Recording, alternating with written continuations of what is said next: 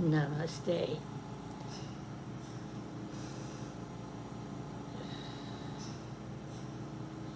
I'm going to take some deep breaths.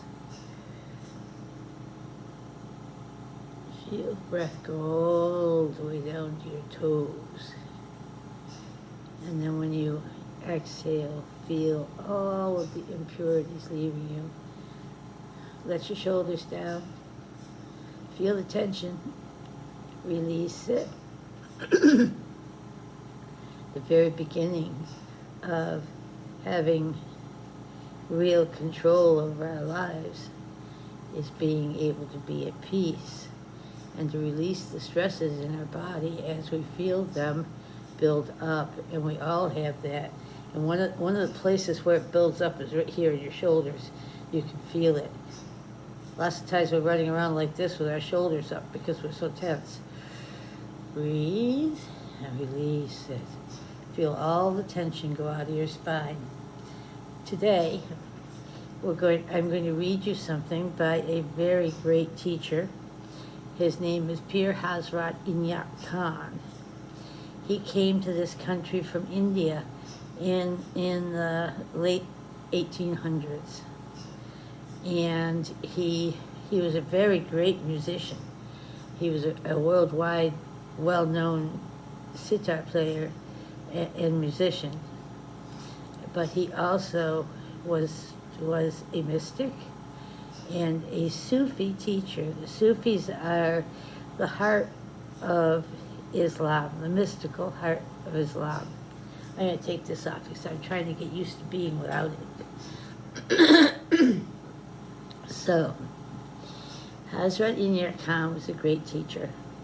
I learned a lot of things from reading. He wrote very prolifically, and I'm going to give you links at the end of this so that if you feel like investigating some of his things and reading some of his work, it's all available online, which is very generous. Okay, so what I'm going to read you is the 10 principal thoughts, which comprise all the important subjects with which the inner life of man is concerned. So these 10 thoughts, Pir Khan thought these 10 thoughts were the most important subjects that we have to concern ourselves with. There is one God, the eternal, the only being. None exists save He. That I say there's nothing outside of God. And when we talk about God, okay, you have to translate the term. If you don't believe in God, some Buddhists don't believe in God as such, they believe in consciousness. God is consciousness.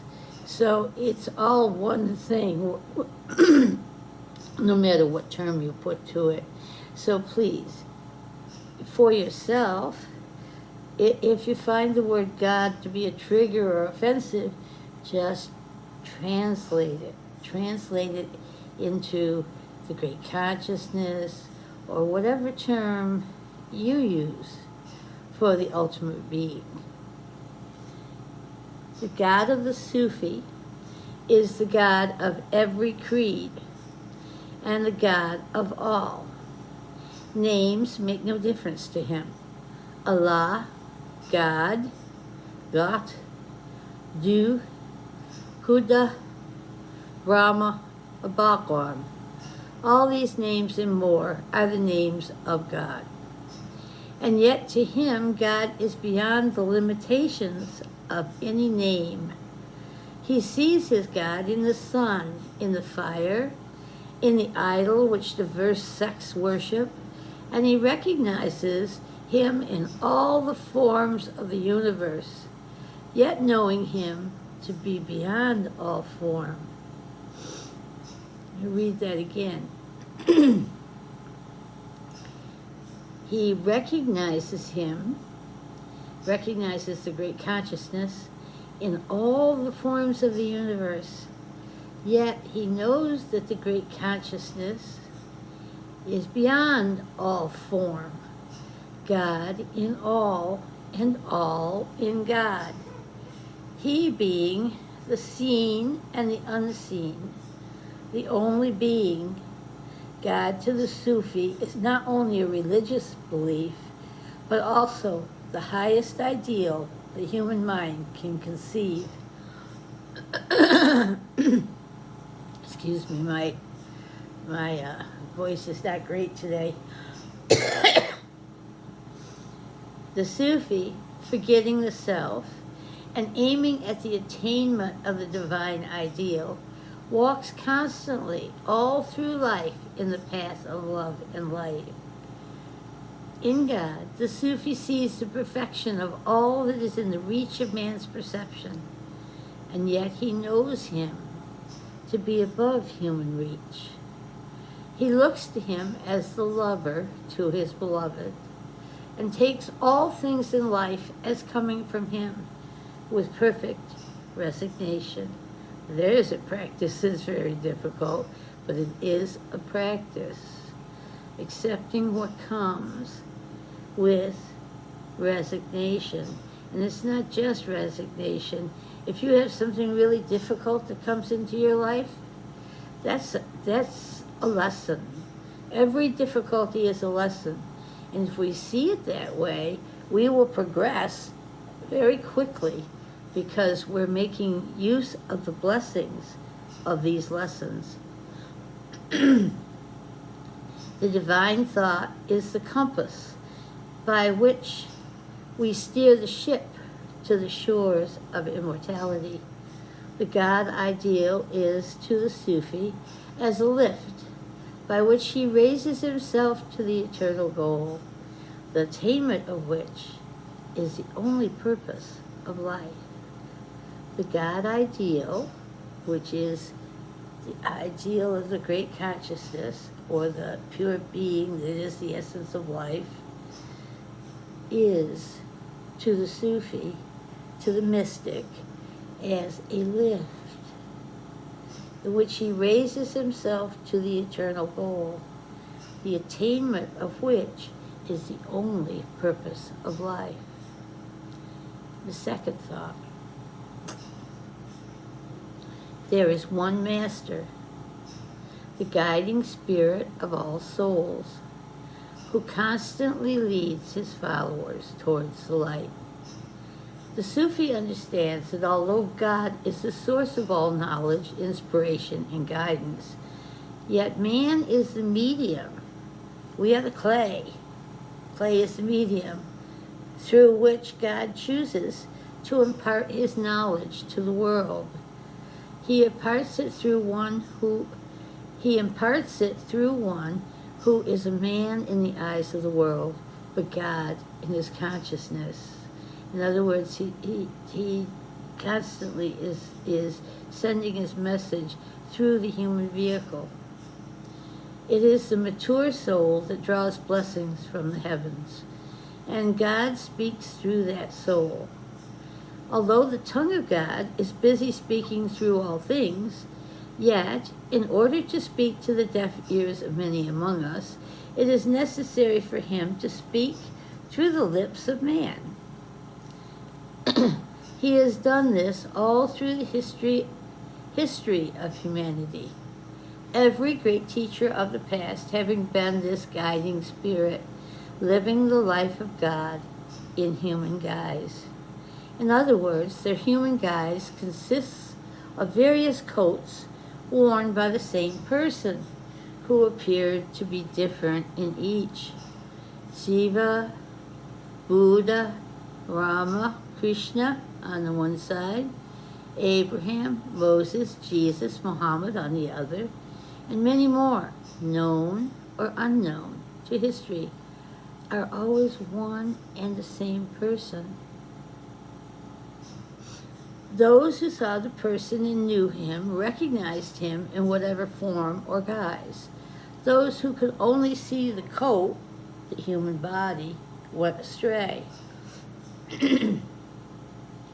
To the Sufi, therefore, there is only one teacher, however differently he may be named at different periods of history. and he comes constantly to awaken humanity from the slumber of this life of illusion and to guide humanity onwards towards divine perfection. As the Sufi mystic progresses in this view, he recognizes his master, not only in the holy ones, but in the wise, in the foolish, in the saint, and in the sinner, and has never allowed the master who is one alone and the only one who can be and who ever will be to disappear from his sight.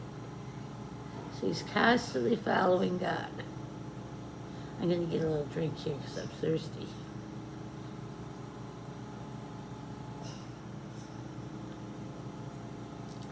Orange juice is good. The Persian word for master is murshid. The Sufi recognizes the murshid in all beings in the world and is ready to learn from young and old, educated and uneducated, rich and poor, without questioning from whom he learns. When he begins to see the light of Reciprocity, the torch of truth which shines before him in every being and thing in the universe, thus he sees Rasul, his divine message bearer, a living identity before him. Thus, the Sufi sees the vision of God, the worshipped deity in his immanence, manifest in nature, and life now becomes for him a perfect revelation, both within and without. It is often no other reason than clinging to the personality of their particular teacher, claiming for him superiority over other teachers, and degrading a teacher held in the same esteem by others, that people have separated themselves one from another and caused most of the wars and factions and contentions which history records among the children of God. What the spirit of guidance is can be further explained as follows. As in man there is a faculty for art, music, poetry, and science, so in him is a faculty or spirit of guidance. It is better to call it spirit because it is the supreme faculty from which all others originate. It's the source stream. As we see that in every person there is some artistic faculty, but not everyone is an artist. As everyone can hum a tune, but only 1 in 1,000 is a musician. So every person possesses this faculty in some form, and to a limited degree, but the spirit of guidance is found among few indeed of the human race. That can be increased if we can increase if we can teach the way of practice that leads to opening up this spirit of guidance. A Sanskrit poet says, "Jewels are stones, but cannot be found everywhere. The sandal tree is a tree, but does not grow in every forest. As there are many elephants, but only one king elephant," I'd like to meet him. "As there are many elephants, but only one king elephant, so there are human beings all over the world, but the real human being is rarely found." When we arise above faculty and consider the spirit of guidance, we shall find that it is consummated in the Bodhisattva, the spiritual teacher or divine messenger. There is a saying that the reformer is the child of civilization, but the prophet is its father. The reformer is the child of civilization, but the prophet is its father. This spirit has always existed and must always exist, and in this way, from time to time, the message of God has been given. Next principle. There is only one holy book, the sacred manuscript of nature, the only scripture which can enlighten the reader. Most people consider as sacred scriptures only certain books or scrolls written by the hand of man and carefully preserved as holy, to be handed down to posterity as divine revelation. Men have fought and disputed over the authenticity of these books, have refused to accept any other book of similar character, and clinging thus to the book and losing the sense of it, have formed diverse sects. The Sufi has, in all ages, respected all such books, and has traced in the Vedanta, Zendavesta, Kabbalah, Bible, Quran, and all other sacred scriptures the same truth, which he reads in the incorruptible manuscript of nature, the only holy book, the perfect and living model that teaches the inner law of life. All scriptures before nature's manuscript are as little pools of water before the ocean.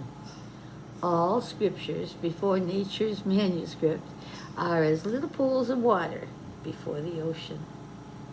To the eye of the seer, every leaf of the tree is a page of the holy book that contains divine revelation, and he is inspired every moment of his life by constantly reading and understanding the holy script of nature.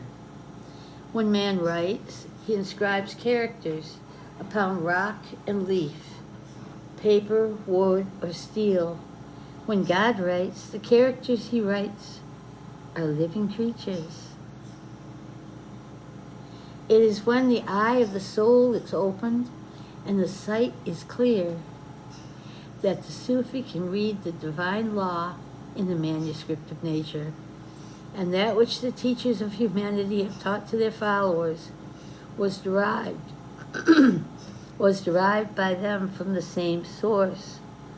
They expressed what little it is possible to express in words, and so they preserved the inner truth when they themselves were no longer there to reveal it. Next principle. There is one religion, the unswerving progress in the right direction towards the ideal, which fulfills the life's purpose of every soul. This is a really, really, really important principle. I'm going to read it again. There is one religion, the unswerving progress in the right direction towards the ideal, which fulfills the life's purpose of every soul. Religion in the Sanskrit language is termed dharma, which means duty. The duty of every individual is religion. Every soul is born for a certain purpose, and the light of that purpose is kindled in the soul, says Sati. This explains why the Sufi, in his tolerance, allows everyone to have his own path, and does not compare the principles of others with his own, but allows freedom of thought to everyone, since he himself is a free thinker. Religion, in the concept of a Sufi, and please don't think I'm trying to turn everybody into Sufis, I'm not. It's just a term for a mystic, for someone who devotes their life entirely to God. There's many other terms for it, so don't just cling to that term, okay? Don't attach to any names. And other times we'll talk about bodhisattva, so we'll talk about, these are interchangeable terms, so just translate accordingly. Religion, in the conception of the Sufi mystic, is the path that leads man towards the attainment of this ideal, worldly as well as heavenly.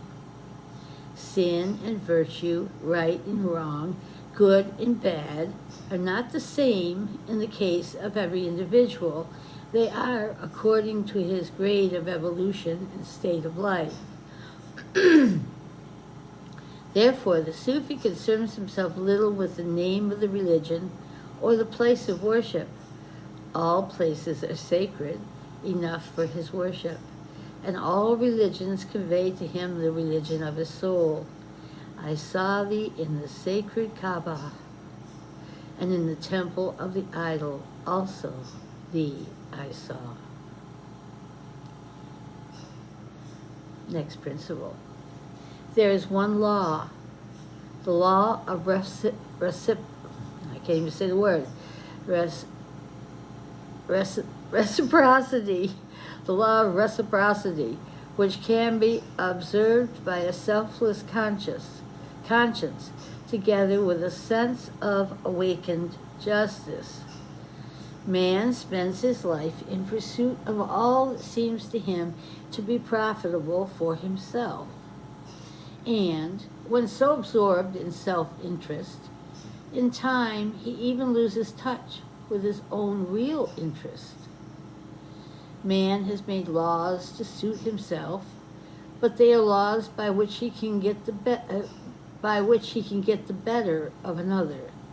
It is this that he calls justice, and it is only that which is done to him by another. It is only that which is done to him by another that he calls injustice.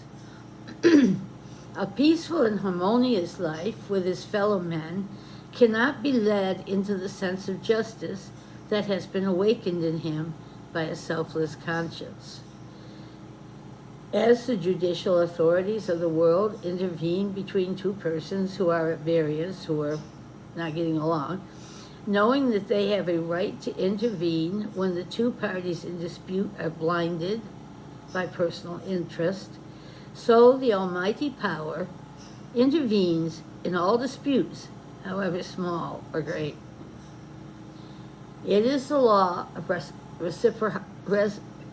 wish he used a different word, reciprocity, which saves man from being exposed to the higher powers, as a considerate man has less chance of being brought before the court. The sense of justice is awakened in a perfectly sober mind, that is, one which is free from the intoxication of youth, strength, power, possession, command, birth, or rank. It seems a net profit when one does not give, but takes. It seems a net profit when one does not give, but takes. Or when one gives less and takes more. But in either case, there is really a greater loss than profit. This is an important point here. It seems a big profit, a net profit, when one does not give, but takes. Or when one gives less, but takes more. In either case, there is really a greater loss than profit. For every such profit spreads a cover over the sense of justice within. In other words, it dulls your conscience. For every such profit spreads a cover over the sense of justice within. And when many such covers have veiled the sight, you're piling them on here, it's getting thicker and thicker, man becomes blind even to his own profit. So even the thing that was sought in the beginning, which is more profit, it becomes dulled by these layers of compromise. The layers.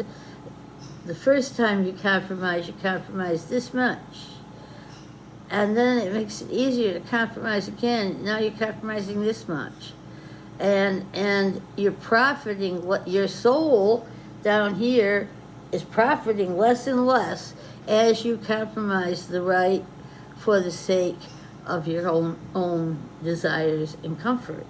So, although the different religions in teaching man how to act harmoniously and peacefully with his fellow men have given out different laws, they all meet in this one truth.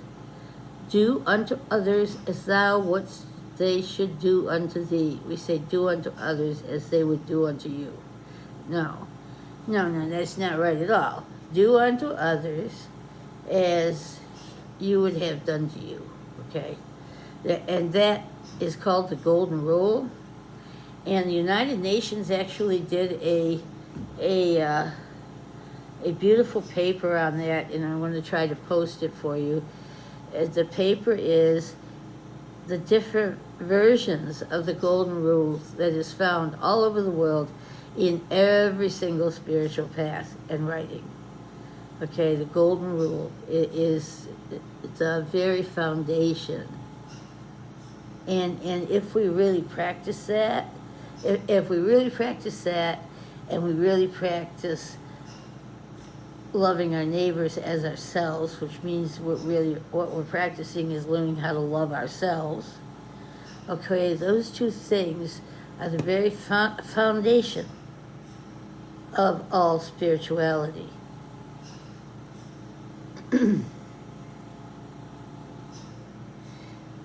The Sufi, in taking a favor from another, enhances its value, and accepting what another does to him, he makes allowance.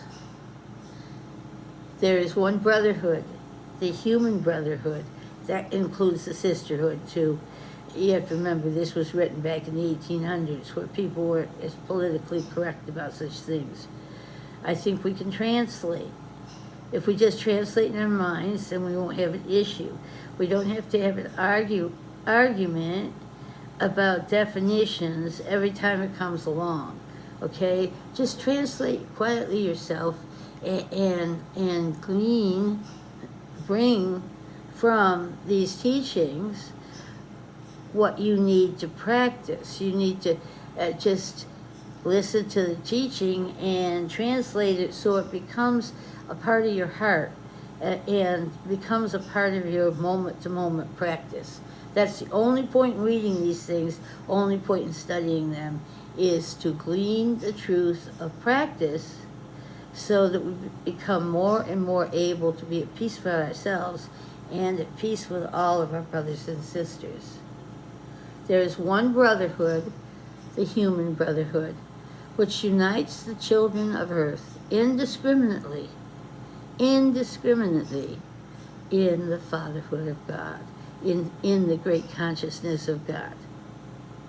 Okay, he's saying basically there's one soul, and it unites us. We are all united in the one great soul.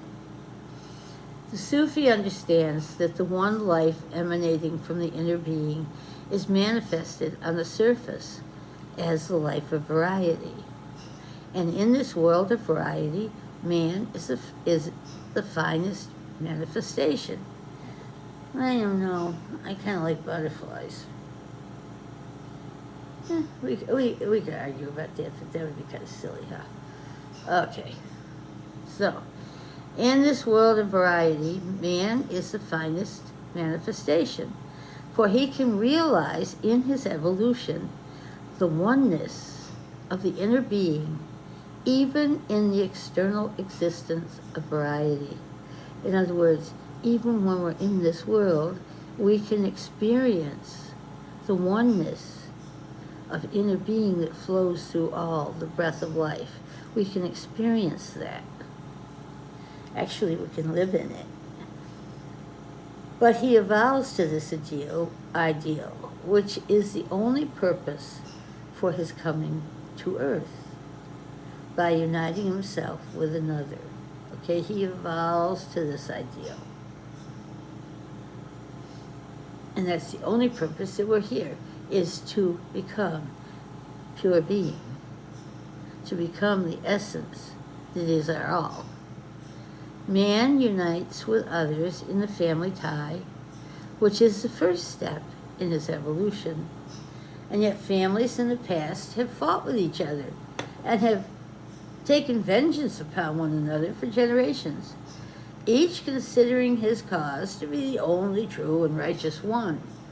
Today, man shows his evolution in uniting with his neighbors and fellow citizens, and even developing within himself the spirit of patriotism for his nature.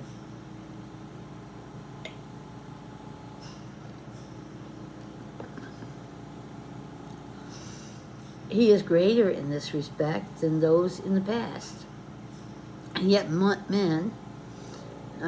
humanity is so united nationally, have caused the catastrophe of modern wars, which will be regarded by the coming generations in the same light in which we now regard the family feuds in the past.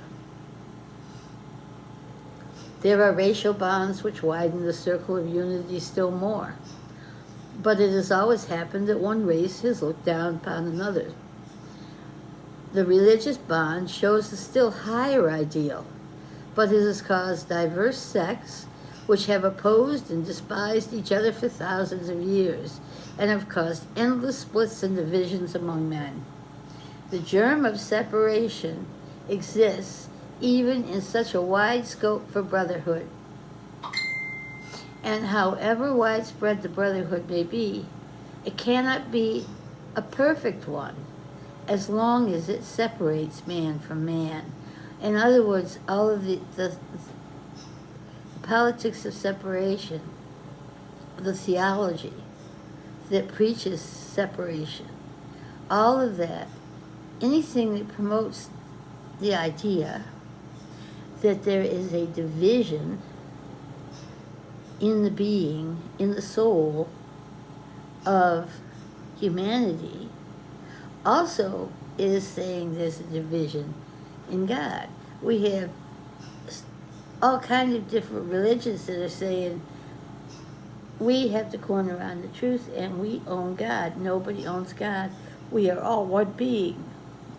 And our evolutionary purpose for being on this planet is not only to realize perfect being in here, but to begin to realize perfect being by joining in pure love with all of our fellow souls, not just the ones we like, not just the ones that we've been taught are good to, you should only hang out with Christians, or you should only, you have to start building bridges with all soul, because all soul is one. There really is. The idea that there's any kind of division between us is the biggest falsehood. It's a lie that we've been taught. Unfortunately, it has been propagated by the religions. So we have to be very careful of that. We got to start building bridges that embrace all souls, because that's the truth. We are all one soul in one great soul. The Sufi, realizing this, frees himself from national, racial, and religious boundaries, uniting himself in the human brotherhood, which is devoid of the differences and distinctions of class, caste, creed, race, nation, or religion, and unites mankind in the universal brotherhood. There is one moral, the love which springs forth from self-denial and blooms in deeds of kindness. There are moral principles taught to mankind by various teachers, by many traditions, one differing from another, which are like separate drops coming out of a fountain. But when we look at the stream, we find there is but one stream, although it turns into several drops on falling. There are many moral principles, just as many drops fall from one fountain, but there is one stream that is at the source of all, and that is love, divine love.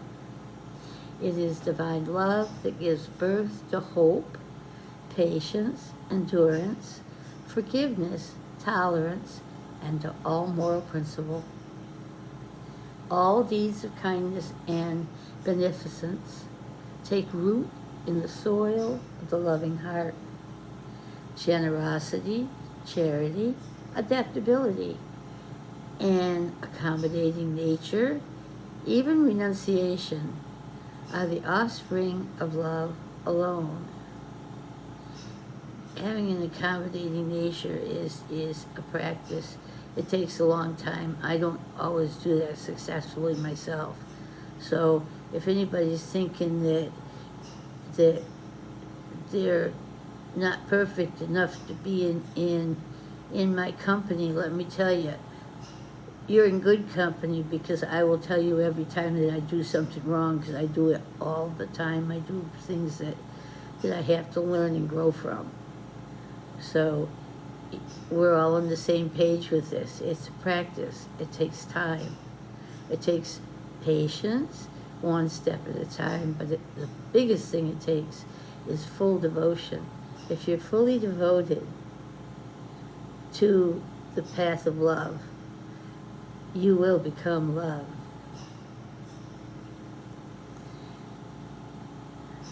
The great, rare, and chosen beings who for ages have been looked up to as ideal in the world are the possessors of hearts kindled with divine love.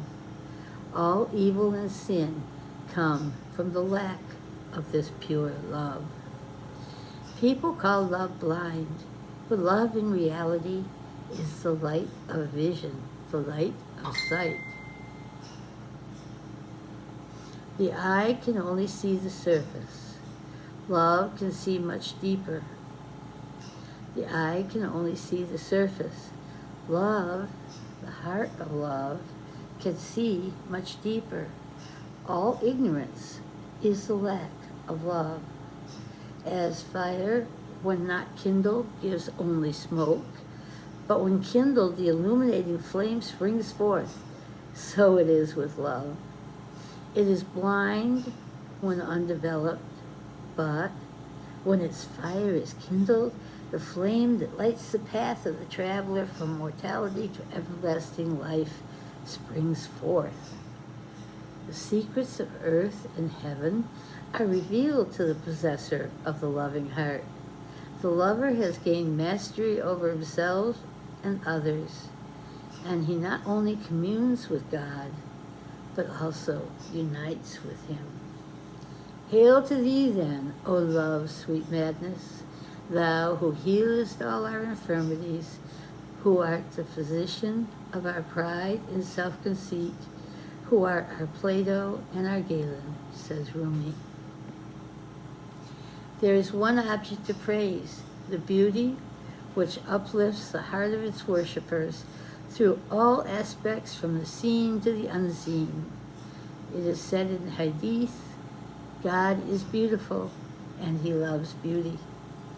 This expresses the truth that humanity, who inherits the Spirit of God, it just inherited it. It is the very essence of our being. The breath of our life is of the flow of God. Has beauty in him and loves beauty.